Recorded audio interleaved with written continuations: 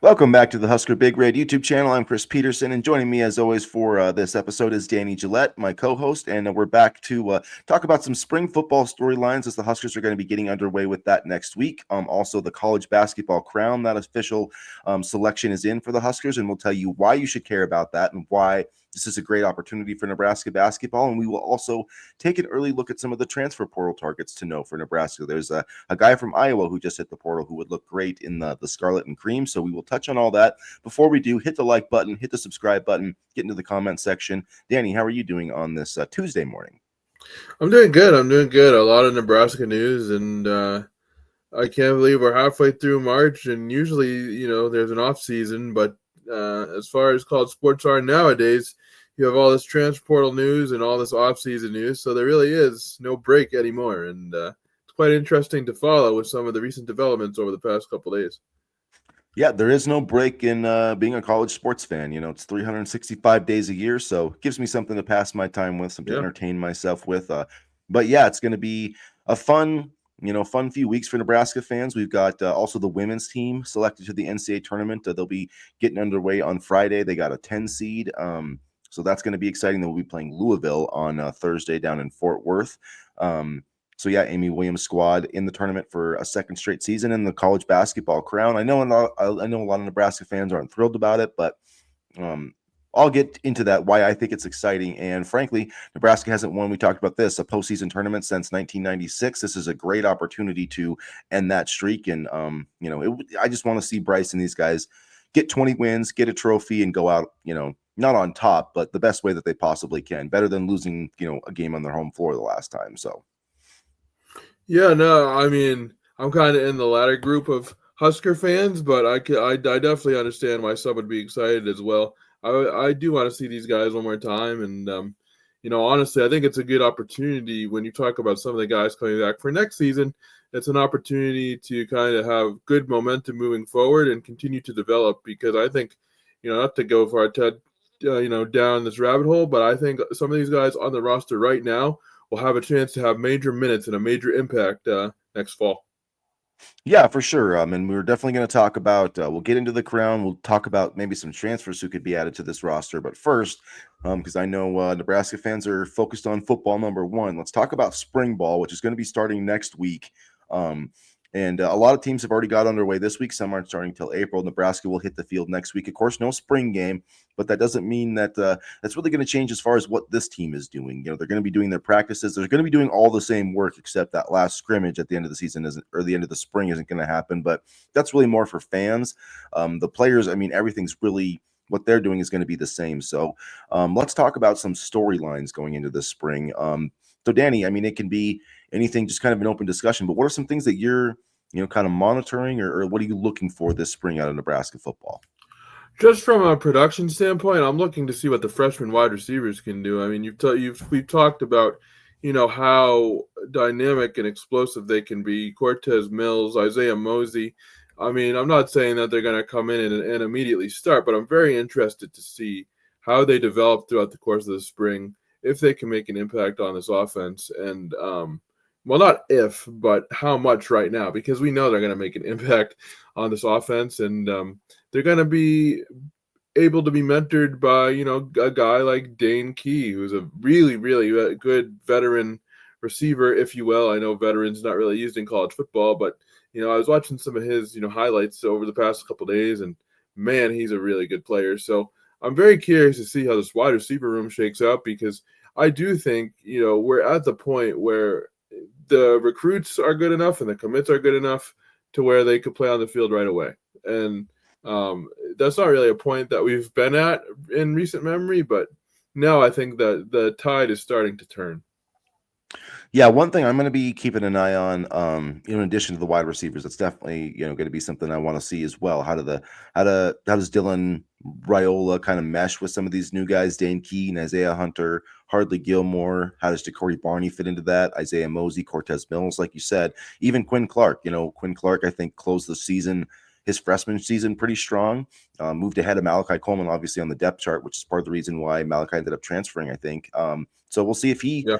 Is able to work his way into that conversation too. But, if you including him, I mean, that's 7 pretty talented guys right there who can do a lot of things. And, not just they've been productive on the field, but then you look at like the 40 times, the athleticism, all that stuff. I mean, Nebraska has that in spades in their receiver room. So that's definitely something to monitor. I'm looking at the offensive line. That's a big thing for me. Mhm. How is that going to shake out? Are they, sounds like they're going to have a Pritchett at left tackle. So what's that going to look like for the right tackle position? I know that Gunnar Gatula is obviously probably going to be that guy. Would have been nice if he's going to play right tackle, if he could have got those reps in the spring. Another thing that I'm looking at also is that center position. Can Sam Sledge really make a push there? Because if he could, I don't think anybody else is a serious contender there, but I do think Sam Sledge is a contender to start at center. And if he can do that, then I think you could see Justin Evans staying at guard, and that would kind of solidify the offensive line. Then I think you'd see Gatula and Pritchett at tackle, Right. Spindler and Evans at guard, and Sam Sledge at center. So there's a possibility that could be your starting 5 going into next season, which I would be fine with. And Evans is a really good guard too, so that would be kind of the ideal spot for him, right? I mean, I've always really liked him. I think he's a good offensive lineman.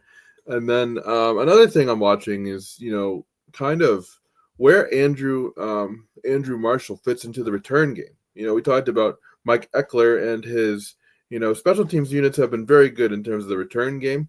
And we've also talked about Marshall's kind of dual ability to be a very good corner, but also can he be a good kick returner? And I think one of the things you want to kind of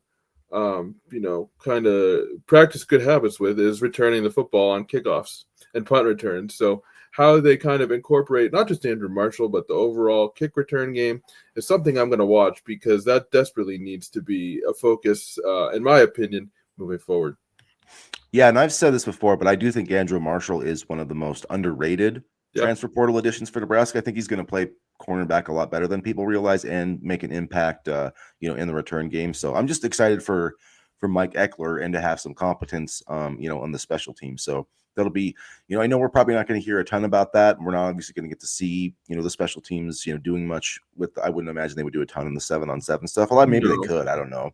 Maybe they could punt, or I have no idea, but they're still going to be putting that work in. And so I'll be interesting to see what the buzz is like coming out of the special teams. And I'm also going to be very paying close attention to the buzz around the running back position, and not necessarily, Emmett Johnson. I feel very, very confident in what he can do, but, what are some of these other guys going to do? Can Quentin Ives, step in and be that solid number 2 back? He's been fine for me on NCAA football in my 2025 season. I played really well with him, but can he do the same thing in real life, for the Huskers? I don't know off the top of my head if Jamarian Parker has enrolled early. So, that would be another thing to watch. We could double check that. But there's some other young backs that kind of need to emerge this spring if Nebraska is going to, ignore the transfer portal in terms of a backup for Emmett Johnson. Mickey Nelson is the guy that comes to mind for me.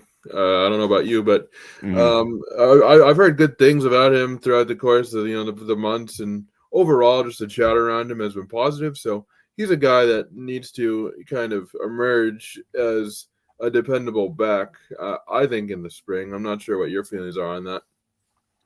I mean, they need somebody to come in and do it, whether it is Quentin Ives or Nelson.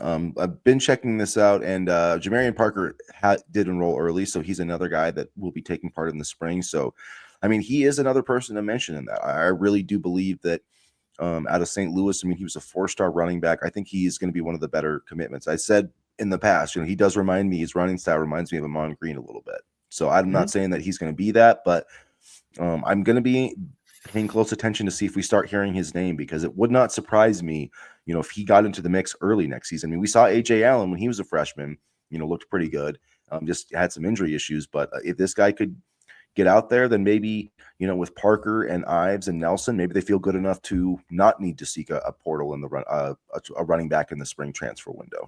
Do you know if Connor Booth has enrolled early as well? Not according to the list I've seen. So, Okay. But yeah, he's definitely another guy that will be in the mix. He'll just have a little harder. It's a little more difficult when you arrive in the fall, Yeah. or I guess you come in the summer, obviously, so they could Yeah. prep for summer workouts and stuff, but just you're a little behind Yeah. schedule. But yeah. Yeah. So Jamarian Parker probably has a leg up on Connor Booth there. The other guys who are enrolling early who will take part in spring ball are Mosey, TJ Lateef, Malcolm Simpson, Pierce Mooberry, Brian Tapu, Tyson Terry, Caden Vermoss, Dawson Merritt, Cortez Mills, Christian Jones, Cade Patrizak. The only thing I'm not sure about that is that I did see, Malcolm Simpson got like a award for a basketball award. So I'm not sure if he is taking part in spring basketball. So, I mean, spring football. So I have to double check on that one. But overall, and actually it was interesting because he was like named like one of the top defensive players in his conference, which I think is a pretty notable thing for, a defensive lineman who's as Yeah, big as that. So, I mean, I took that as a really good thing, but, especially in yeah, so Texas. so I'm interested in that. And then the defensive line is something that I want to, hear about, or, like how is Kiana Davis doing? Riley Van Yep. Poppel, Williams Norrie. Are those guys, could those three right there, be your starting defensive front next season? Very possible. I think Elijah Judy also in the mix there, but those three guys especially, I think need to really take big steps. Cameron Leonard's in that group too, but if those 5 defensive linemen can be just really solid for Nebraska, they might not even need anything in the transfer portal. I mean, I'm sure they'd love another 300-pound dude, like a Nash Hutmaker or whatever. Yeah. But if Davis, Van Poppel, Noeri, Leonard, and Judy, if they can all kind of take a step forward from last season, I think this defensive line could be pretty special. And it'll give Tyson Terry time to develop. Not that he was necessarily going to play a ton this year anyway, but coming off a surgery, I think it's important to just let him rest as much as possible. And also, just from a football standpoint, have productive depth so you don't feel like you need to rush him into any sort of game action anytime soon, because we've seen that happen before, and it hasn't been pretty necessarily. Yeah, and they've got, Jalen George, who's going to be missing the spring, but he'll be Yep. back for fall camp. Tyson is supposed to be ready for fall camp. So, I mean, we'll see how that, like you said, I think this will be more of a redshirt year for Yeah. him anyway. I mean, he's got to get his weight up, and I'm sure he will. I don't think he's going to have a problem with that, but it might be a little more of a struggle since he's like, I don't know how much he's going to be able to work out and do all that stuff, Yeah. while he's going through his rehab. So, I mean, I'm sure I have no doubt he's going to be like a stud in the future, but Oh, yeah. probably going to be a redshirt year for him, which is not a bad thing for a defensive lineman.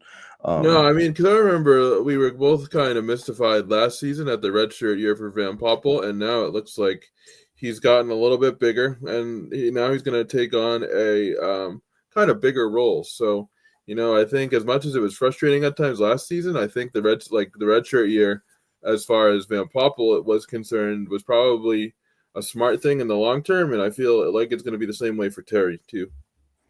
Yeah, I mean, it ended up working out okay. My only thing with Van Poppel is like, I think if he would have played, I think he would have been a better player this year.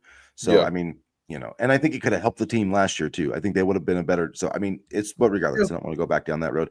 But it is going to be Double-edged sword. nice Yeah. to have him for, have the extra year of eligibility now. And he did play well in that bowl game. I mean, that was nice to see. And then he got to play, I think, the Iowa game because I think he'd only played 3 games. But at any rate, and then after the regular season, the bowl games don't count. So he was able to play in that postseason game, and I thought he made a solid impact. And the dude looks absolutely monstrous. So I mean, Yeah, you he saw does. him next to Tyson Terry, and he definitely looks like he's about 320 pounds. So I feel like, even though there may not be like a nose tackle on this team, I think Riley Van Poppel's essentially going to be that guy. Elijah Judy too. Yeah. And like I said before, it wouldn't surprise me if we saw more 4-man defensive fronts. I mean, I just feel like this team has the roster for it to play more of that 4-2-5, not necessarily 4-3, but just in that nickel set, 4 defensive linemen more up front. I think we'll see that this year. I mean, heck, Van Poppel played well as a freshman. I remember that goal line stop against Illinois to halt that long drive, and there were flashes that he was going to be really good early. But one of the other things I'm kind of watching for this spring is the tight end position, because Thomas Vidoni is no longer in the picture, obviously, and you have Luke Lindenmeyer, Carter Nelson, and then you have a bunch of other guys too, maybe a Keelan Smith, I believe Ian Flint's still on the roster. So I'm curious to see kind of the dark horse at the tight end position, because I think somebody's really going to have to step up this year. Maybe a person who didn't necessarily produce a lot last year, but again, being able to kind of, get that bigger role in the offense going. And this is a good place to start. Yeah, I think Heinrich Harburg is going to have to be the guy there, So, and we've saw, some talk with, Tim Vergees. Is that the guy from Rivals? Um, I'm not sure how to pronounce his last name, to be honest with yeah. you. Anyway, He's a Tim good from player, though. Rivals, but he had put some stuff out, kind of, just opining. This was his opinion that Carter Nelson's not going to play this season. That's just his opinion, but I mean, it is pretty notable. He's I would say a program insider. I mean, he has got quite a bit of inside knowledge. So I mean, that's his opinion though, based on Carter Nelson's injury and everything. But regardless, I think that Heinrich Harburg's going to have to play a big role. I think he's going to be the starting tight end this year, him and Lindenmeyer. And then whatever, comes out of Carter Nelson happens. But Carter Nelson to me is more of a move tight end anyways, more of a, he can block, but I think inline blocking this year, like I really think Heinrich Harburg can be successful at that. I mean, I've seen the way he runs the football, and I really do think that he can be a physical blocker. I think he's shown that he can catch passes. He's caught a couple in his career. He's decent after the Yeah. catch, and I think the other thing too is the fact that this will be the first time he's ever got to truly practice and play as a tight end. So I'm really excited about that. I think he's going to attack it, with an enthusiasm unknown to mankind, as I make my Jim Harbaugh reference. But that's who Heinrich is. I mean, that's just the guy that he is. Like, he is going to, go after this tight end position with everything he has.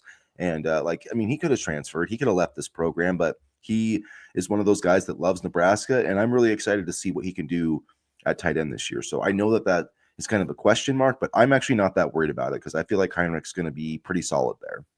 And I feel like this will be an opportunity for Luke Lindenmeyer to really assert himself in the tight end room as well, because he showed flashes once Holgerson kind of got that room stabilized last year, right? And I think him and Harburg have a chance to, really be productive players in the room. It's just going to be a question of, who can kind of solidify their spot early and the continued development at the position. Yeah, I don't think there'll be like a huge ramp up in production from last season, but maybe not a huge drop off. I think most of the passes are getting thrown to the wide receivers. So I mean, that's just, Yeah. but I do think I think Heinrich can catch 20, 30 passes. I think Luke can catch, 10 to 20 passes, kind of like what they had, last year, between Bachmeyer, or not Bachmeyer, Borkacher and Fedoni. So I don't think the drop off will be that much. And I think the blocking, which is maybe even more important for Nebraska, I think is going to be maybe even better, because those guys were good, but I think Heinrich can be a really good blocking tight end. I really believe that. So we'll see how that works out. Let's shift our conversation here. We'll have a lot more to talk about spring ball coming up, but let's shift to the college basketball crown and why Nebraska fans should care about the college basketball crown. I know the selection process is kind of interesting. I've had some people message me like, why didn't Nebraska, play in the NIT as opposed to the crown? And like, if you look at the NIT field, it is not great. And there's only 4 like Power 5 programs, high major programs in it. So it's really become more of a mid-major tournament. And a lot of teams turn down bids to the crown and to the NIT, like Ohio State, Indiana, Northwestern. So that did hurt the field a little bit. There's some teams with losing records in the crown, like the first team Nebraska will play, which is Arizona State. They're not good. Yeah, they only won 4 conference games. Yeah. But you look at Georgetown was 7th in the Big East. Washington State won 19 games. So those would be the 2 teams that Nebraska could play if they win that matchup. But you look at the field overall, and if you look at the KenPom metrics, the KenPom rankings, Nebraska is the 2nd highest rated team in this tournament. Boise State is ranked above them in the KenPom rankings, but they're 2nd, and I feel like this is a golden opportunity for Nebraska to win a postseason tournament. And they've got 17 wins. It would be great to get to 20, and to get to this championship game and to win it. So I don't know. I feel like the crown has a chance to really supplant the NIT as a tournament where you can at least see Power 5 teams. It would be funner if Ohio State and Northwestern were here. I feel like that would make it a little more interesting. But I'm excited to see Bryce Williams and Juwan Gary play again, and that's my main motivation. Really, I just did not want that last game to be their final game in a Husker uniform.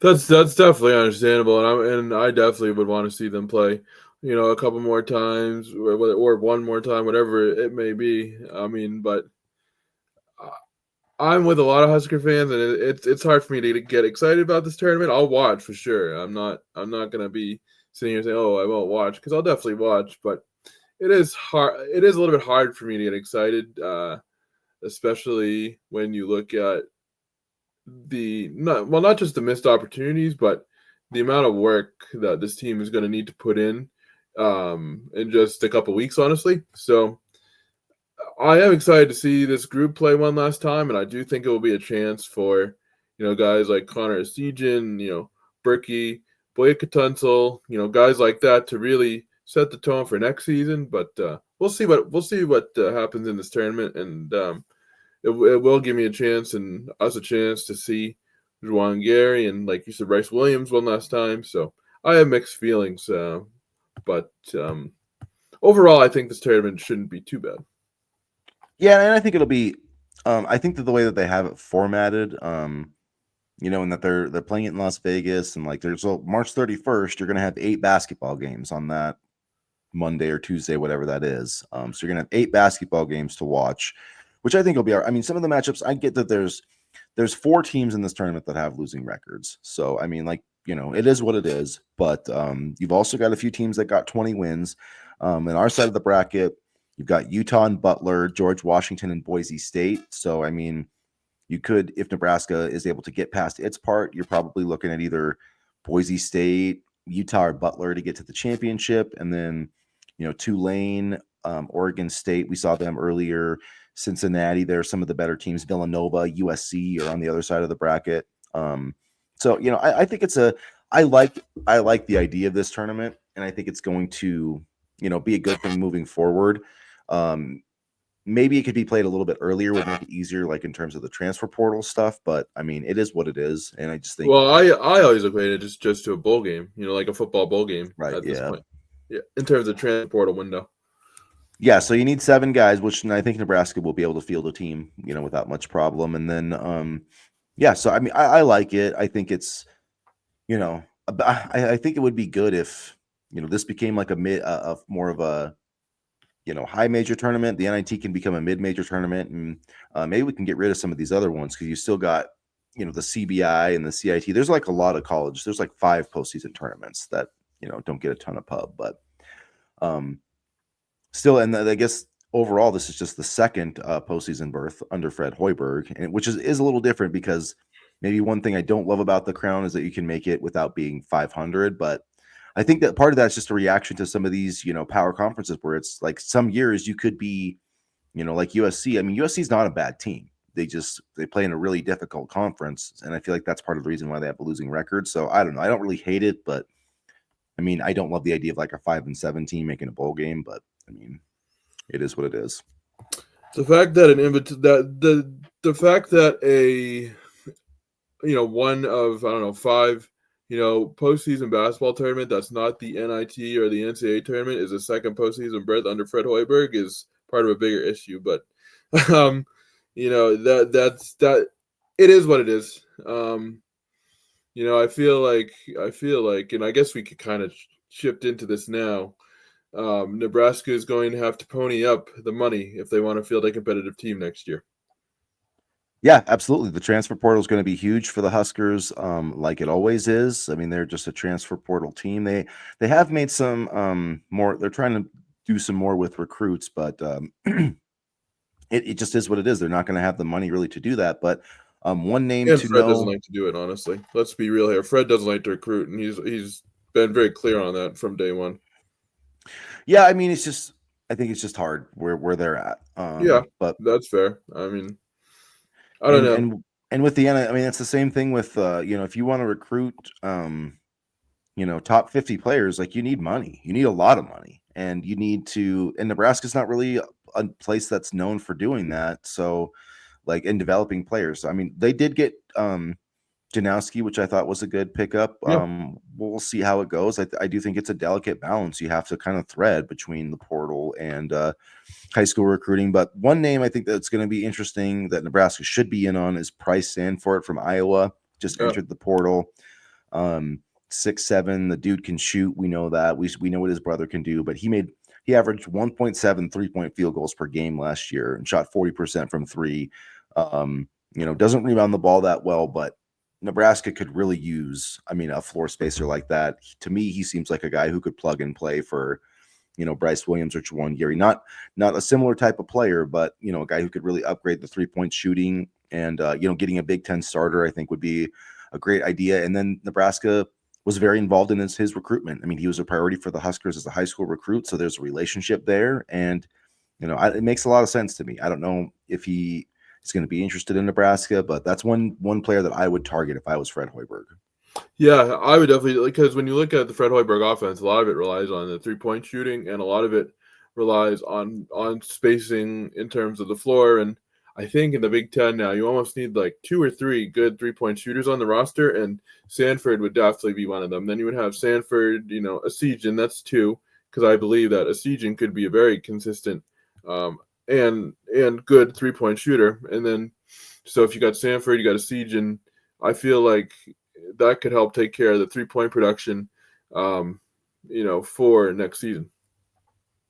Yeah, it definitely would help. And then another guy that maybe will be on the radar, I don't know, it was Connor Asijan reposted it and basically was like, kind of recruiting. But Jalen Jackson from Purdue Fort Wayne, the Mastodons, 6'2", junior, averaged 19 points per game this season, 3.1 assists, 4.4 rebounds.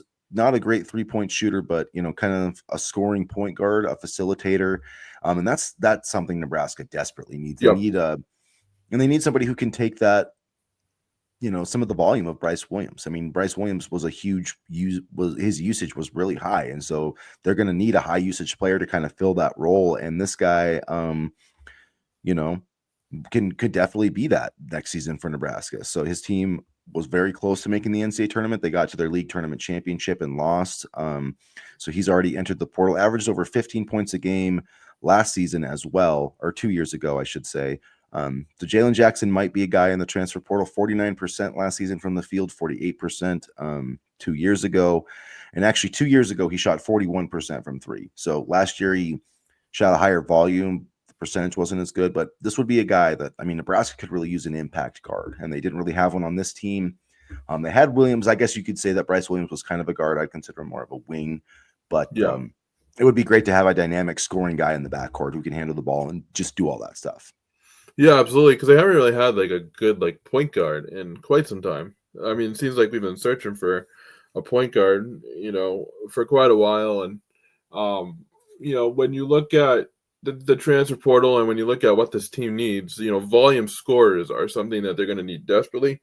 And I feel like, if you have, Sanford and then Jackson and the other, player Jackson, I think you have 2 players that can, help offset the loss of Williams and Gary, because I think this year they struggled to find a Casey Tominaga replacement, and I'm not saying that's easy, but the impact of him not being on the roster was definitely felt. I thought in certain games this season, and so if they're able to get 2 players that can kind of slide in and take the impact scoring role of Gary and Williams, then I think that's a step in the right direction. Yeah, and that's an interesting point. I mean, Fred Hoiberg did talk about that. How he didn't talk about the loss of K-Say so much, in more of the sense that he talked about their three-point field goals. And this year they made 225, and I think it was like a much lower number than they made the previous year. And the reason for that, I think it goes beyond, it goes beyond K-Say Tominaga. Mm-hmm. Because, I mean, K-Say, K-Say made 76 3-pointers last season. Okay, so this season, Connor Asijan made 70. So, like, really, they did have now Connor's not the scorer that K-Say is, okay, in terms of all around and doing all the different, because K-Say is an incredible cutter. He can create, he can do a lot of, there's a reason that guy is still playing in the G League right now and is getting closer to playing in the NBA, because he can do a bunch of things. But, he made 76. They made 319 last year as a team. So they made almost 100 fewer 3-pointers. Now, a big reason why for that, Rink Mast made 42 last year. CJ Wilcher made 50 last year. Jamarcus Lawrence made 36. Those are the guys they did not replace. So, in terms of, the 3-point shooting, and the reason why this offense wasn't as good, because they had no replacement for CJ Wilcher. They didn't have anybody. I mean, you could say that Connor Asijan could have been that replacement, but then you don't have a replacement for K-Say, I guess. So, I mean, but if you look at 3 really good shooters they had last year, in Tominaga and Wilcher and Lawrence, and they didn't replace the production of Lawrence and Wilcher, in my opinion. And that needed to be like Gavin Griffiths needed to be a guy who stepped up and made some threes. And it just didn't happen. Andrew Morgan was the guy who was supposed to make threes, and he just didn't. He was not. I mean, he was sort of billed as a guy who could be similar to Rink Mast, and that was not at all what he could be. Because I mean, he just didn't shoot threes this year. Maybe, I guess looking back at his career, I'd have to look. Maybe I'm just mistaken, but he only made 4 threes. So you look at Rink Mast made 40, and he only made 4. And you look at the other. I mean, Braxton May obviously made 0. So like a huge part of that is getting Rink Mast back is a huge addition right there, because you're getting 43 pointers or whatever from Berkey made 22, but he shot 28%. So it's like it just wasn't good, and so I think prioritizing shooting is going to be something that you'll see very much from Fred Hoiberg and his staff moving forward, because they have to replace those numbers. They have to make over 300 3-pointers next season, or this team's just not going to be very good. I mean, that's just the bottom line. That's how they have to play. And when you look at, you mentioned Jamarcus Lawrence, I mean, he had a pretty good year for Rhode Island this year. He averaged 9.9 points, but he had games where he had 20. He had at least 10 points in several games. He had 18. There was a stretch where he went 18, 9, 19, 10, 20. Multiple games of over 10 points in back-to-back contests. So I do think losing Lawrence, and the way he was able to not only shoot but drive to the basket, I think hurt Nebraska a little bit, because we had Bryce Williams obviously, but I felt like at times this year there weren't enough players on the roster that could drive to the rim and create contact and get to the line at times. And so I think Lawrence provided that as well, and I feel like we were missing that this season. Yeah, they definitely they did miss him, and this transfer portal class wasn't as good as the year before. So hopefully this one will be better, and once that portal opens up, there'll be a lot of stuff coming down. That's going to be coming really soon. So we'll have a lot more on that. We'll have more on Nebraska football spring storylines, and we'll have some more information on the Nebraska women's basketball team too with our next episode. So check that out. Make sure that you hit the like button, hit subscribe, and as always, go Big Red. Go Big Red.